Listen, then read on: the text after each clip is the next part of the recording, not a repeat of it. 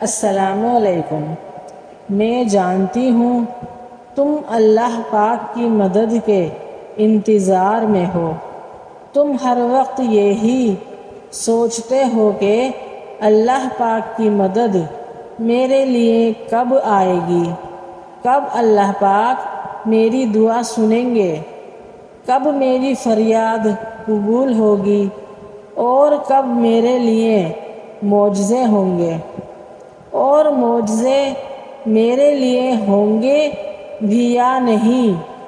تو سنو، وہ تمہیں ادھورا اس لیے چھوڑتا ہے کہ تمہیں اپنی رحمت سے جوڑ دے، تمہاری زندگی میں معجزے ظاہر کر دے اور تمہارے یقین اور بھروسے کے بدلے تمہارے اوپر اپنی برکتوں اور رحمتوں کی بارش کر دے۔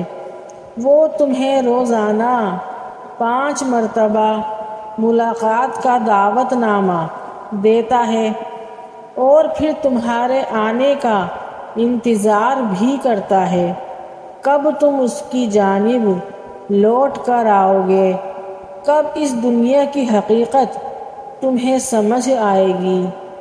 یہ دنیا ایک دھوکے کا گھر ہے، ایک مچھر کا پر ہے، اس سے زیادہ اور کچھ نہیں۔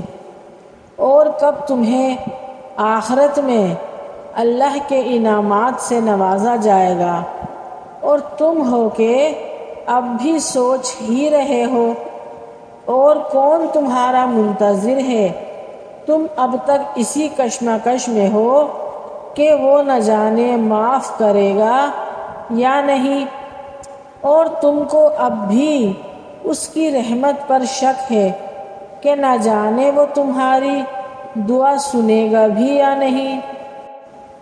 اور پھر جب کوئی معاملہ اللہ رب العزت کے سپرد کر دیا جاتا ہے نا، تو پھر اس کی رحمت پر شک نہیں کیا جاتا، بس پھر تو دعا کی جاتی ہے کہ جو ہو بہتر ہو، اور پھر بڑے ادب سے ہاتھ پھیلائے جاتے ہیں اور التجا کی جاتی ہے، اور پھر آنسوؤں کے جھرنے لگ جاتے ہیں۔ جب تم اللہ رب العزت کے احترام میں سر کو جھکا لیتے ہو، جب تم اس کی رضا حاصل کرنے کے لیے ریزہ ریزہ ہو جاتے ہو، پھر وہ تمہارے دل کو سکون سے بھر دیتا ہے، پھر وہ تمہاری زندگی میں معجزے ظاہر کرنا شروع کر دیتا ہے۔ ارے وہ تو معجزوں کا بادشاہ ہے نا، تم ایک بار اس کے ہو کر تو دیکھو، اس دنیا سے دل ہٹا کر تو دیکھو، اس مہربان رب کے ہو جاؤ، وہ تمہیں فوراً سنبھال لے گا، وہ تمہیں گرنے نہیں دے گا، تمہارے گناہوں کو فوراً معاف کر دے گا۔ وہ یہ نہیں کہے گا کہ اتنے زیادہ گناہ لے کر اب میرے پاس آئے ہو، جاؤ میں معاف نہیں کرتا، جاؤ میں تمہاری توبہ قبول نہیں کرتا۔ ارے وہ تو مہربان رب ہے، وہ رحیم رب ہے، تمہارے توبہ کرتے ہی تمہارے گناہوں کو معاف کر دیتا ہے، اور پھر کبھی زندگی میں تمہیں وہ گناہ یاد دلا کر شرمندہ بھی نہیں کرتا۔ تو پھر تم اپنے اتنے عظیم رب سے کیوں دور جا رہے ہو؟ اس دنیا میں اگر کوئی قابل بھروسہ ہے تو وہ صرف رب کی ذات ہے، اور ہم سب کو صرف یہ ایک بات سوچنی چاہیے کہ ہمیں لوگوں کو نہیں، اپنے اللہ کو راضی کرنا ہے، اور ہم بھول جاتے ہیں اپنے لیے بخشش مانگنا۔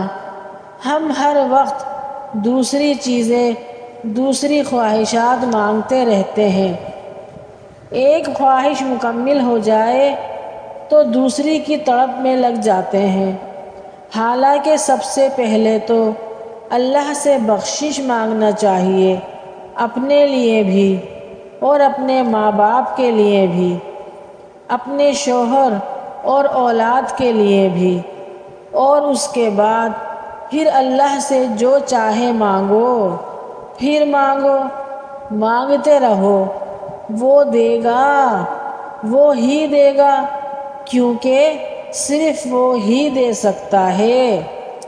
اس کے سوا اس پوری کائنات میں مجھے، آپ کو، کوئی کسی کو کچھ نہیں دے سکتا۔ اللہ کے سوا اگر ہم کسی اور سے مانگیں گے، کسی اور پر اپنا بھروسہ رکھیں گے، کسی اور پر اپنا یقین رکھیں گے اپنی خواہشات اور اپنی آرزوؤں کو پورا کرنے کے لیے، تو یہ بہت بڑا گناہ شرک ہے، اور شرک کی کوئی معافی نہیں ہے۔ اللہ تعالیٰ مجھے اور آپ کو شرک سے محفوظ رکھے، آمین ثم آمین۔ تو بس اتنی سی بات ہے کہ وہ ہمارا مالک ہے اور ہم اس کے بندے ہیں۔ وہ مالک ہے اور اس کی ملکیت میں کسی کا کوئی حصہ نہیں۔ ہم اس کے بندے ہیں اور غلام ہیں، نوکر ہیں، اس لیے ہم نے مانگنا بھی اسی سے ہے، اور ہم نے یقین بھی اسی پہ کرنا ہے۔ وہ دے دے تو بہت شکریہ، اور نہ دے تو کوئی گلہ نہیں۔ بہت بار ایسا ہوتا ہے کہ کئی چیزوں کے واپس لیے جانے پر یا پھر نہ ملنے پر ہم یہ سوچنے لگتے ہیں کہ اب تو ہم مر جائیں گے، اب تو ہماری زندگی ختم ہو جائے گی، حالانکہ ایسا کچھ نہیں ہوتا۔ جو کچھ کہانیاں اللہ نے ہمارے لیے لکھ دی ہیں وہ ہر حال میں ہم تک پہنچ ہی جاتی ہیں۔ اللہ کی پلاننگ بڑی کمال کی ہوتی ہے۔ انسان جہاں بیٹھا سوچ رہا ہوتا ہے کہ سب کچھ ختم ہو گیا، اللہ وہیں سے نئی کہانی کا آغاز کر دیتا ہے، اور پھر ہمیں بار بار یہ احساس دلاتا ہے کہ اگر ہمارے پاس اللہ ہے تو سب کچھ ہمارے ساتھ ہے، اور اگر اللہ ہی ہمارے ساتھ نہیں ہے تو اس دنیا کی کوئی شے بھی ہمارے ساتھ نہیں ہے۔ اب آپ یہ سوچیں گے کہ لوگوں کے پیچھے بھاگنے سے کیا ملے گا، تو کیوں نہ پھر لوگوں کے پیچھے بھاگ کر جو انرجی ہم نے اپنی ضائع کرنی ہے وہی انرجی ہم اپنے رب کو منانے میں لگائیں۔ وہ بڑا رحمان ہے اور بڑا رحیم ہے، وہ ہمیں سنبھال لے گا، اور آپ کی بھی جو دعائیں اب تک قبول نہیں ہوئیں، اپنی ہر پریشانی کو اور ہر اس ادھوری دعا کو اللہ کے سپرد کر دیں اور خود ٹینشن فری ہو جائیں۔ پھر دیکھیں آپ کا مالک کیسے آپ کی اور آپ کی دعاؤں کی حفاظت کرتا ہے۔ جو معاملات اللہ کے اختیار میں ہوں انہیں اپنے اختیار میں لینے کی کوشش نہیں کرنی چاہیے، اور اپنے خوف سے یقین کا سفر طے کر کے آ جاؤ اپنے رب کی طرف، اور پھر دیکھنا کیسے اللہ آپ کو مقدر کا دھنی کر دیتا ہے اور آپ کی زندگیوں کو خوشیوں سے بھر دیتا ہے۔ اگر میری یہ ویڈیو آپ سب کو پسند آئی ہے تو پلیز لائک شیئر سبسکرائب ضرور کیجیے گا، اور اپنے دوستوں کے ساتھ ضرور شیئر کیجیے گا۔